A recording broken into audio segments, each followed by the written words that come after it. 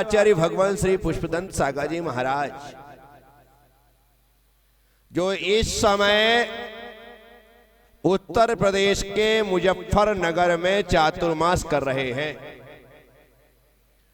हम दोनों की यदि दूरी देखी जाए तो 1000-1200 किलोमीटर आराम से होनी चाहिए, इतने दूर। लेकिन वे मेरे हृदय में विराजमान हैं और उनका वरद हस्त्र छत्र छाया बन करके मेरे ऊपर लगा हुआ है। इसलिए दूरस्थों भी, दूर होने के बाद भी वो दूर नहीं है, क्योंकि वो हृदय में विराजमान है। कहां विराजमान है? और जो पास में होने के बाद भी हृदय में नहीं है तो कहते हैं वो दूर है। क्या? इसीलिए अपना मन इतना पवित्र बना करके रखो, इतना विशुद्ध बना करके रखो कि गुरु उसमें आसन जमा करके बैठे। गुरु अपने सिंहासन पर आसन जमा करके बैठता है, लेकिन हम चाहते हैं कि हे गुरुदेव, आप सिंहासन पर तो बैठते हैं, लेकिन आप ध्यान से देखिए, मैंने अपने मन को आपको बैठाने के लिए सिंहासन बना रखा है। आप मेरे मन के सिंहासन पर आकर के विराजमान हो जाएं। यहाँ पर तो मेरा रोज उठना बैठना होता है, थोड़ी देर बैठता हूँ फिर उठ जाता हूँ, थोड़ी देर बैठता हूँ फिर उठ जाता हूँ, लेकिन सन्निधिकरण मेरे हृदय में आकर के आप विराजमान हो जाओ। और एक बार यदि गुरु हृदय में विराजमान हो गया तो फिर वह स्थान छोड़ता नहीं है। तो पादो मम हृदये तो पदत्वे लीनम तिष्ठतु जिनेन्द्र तावद यावन निर्वाण संप्राप्ति। तो पद मेरे ही में, मम ही तेरे पुनीत चरणों में, तब लो लीन रहो प्रभु, जब लो पाया न मुक्ति पद। मैं तब तक आप यहां पर मेरा लीन रहे जब तक मुझे मोक्ष की प्राप्ति। तो एक बार वे चरण मेरे हृदय में आकर के अंकित हो जाएं, एक बार गुरुदेव आकर के मेरे भीतर विराजमान हो जाएं, फिर अब मुझे और किसी बात की, किसी चीज की दरकार नहीं रह गई, क्योंकि गुरु ने आकर के मेरे हृदय में बसेरा कर लिया।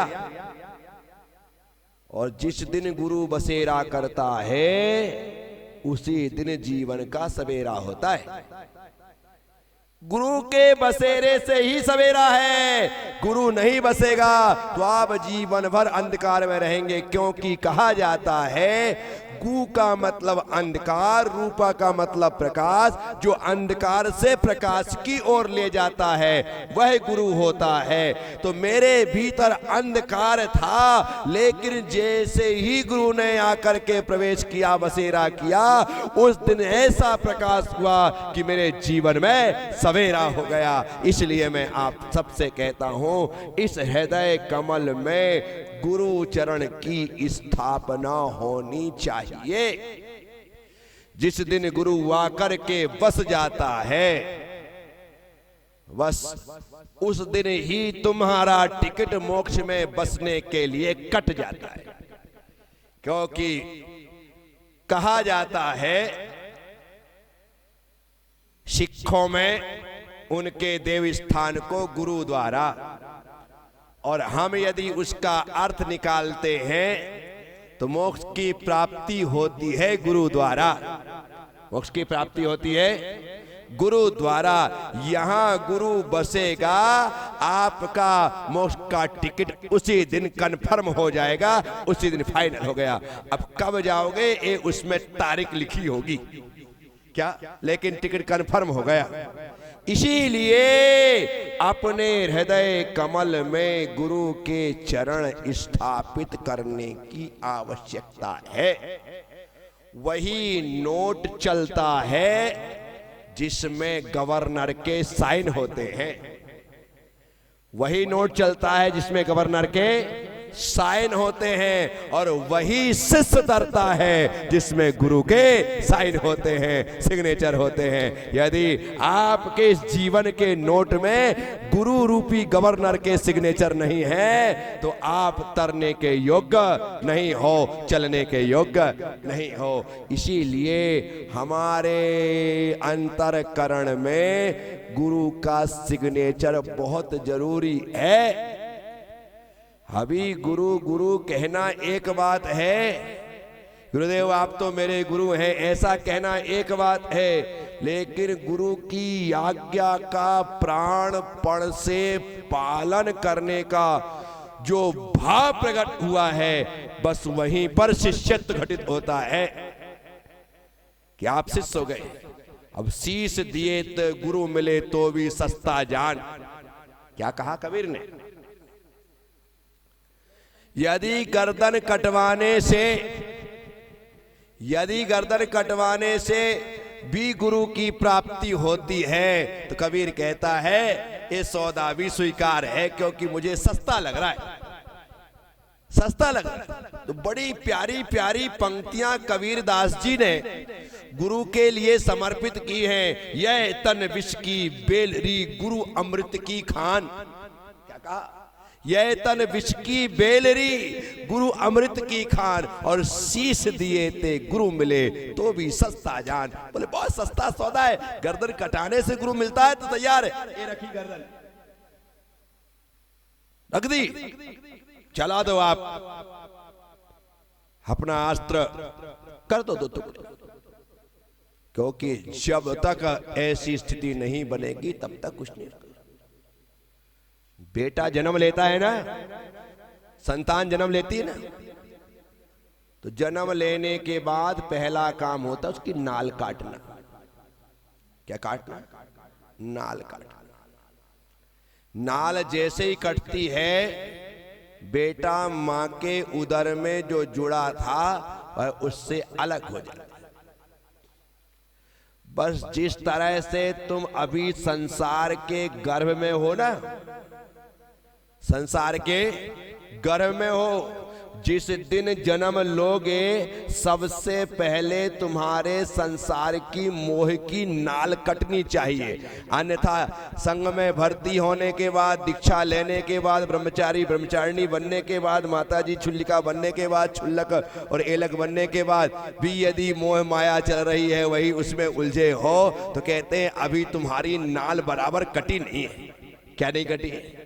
पूरी तरह से संसार से विरक्ति हो जाए तब जाकर के अपने आप में आप डूब सकते हैं, अपने आप में लीन हो सकते हैं। अभी तो संसार ही रुच रहा है, इसका मतलब है अभी आपने तरीके से गुरु चरण को स्वीकार नहीं किया है। अभी नाल कटनी चाहिए थी ना, संसार से कट नहीं पाई, अभी भी वहीं से पोषण मिल रहा है। कहाँ मिल रहा है?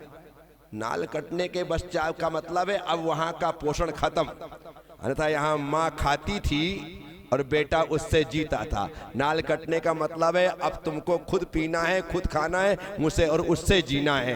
इसी प्रकार से संसार की मोह माया को हमने छोड़ दिया है, तोड़ दिया है, तो अब यहाँ पर पूरी तरह से हमारा जीवन स्वतंत्र हो गया है, स्वास्थ्य हो गया है। हम संसार की मोह माया के बंधनों से मुक्त हो गए हैं। अब किसी प्रकार से संसार हमें अपनी ओर खींचता नहीं है, वो आकर्षित नहीं करता है, तब जाकर करके हम अपनी आत्मा में टिक पाएंगे।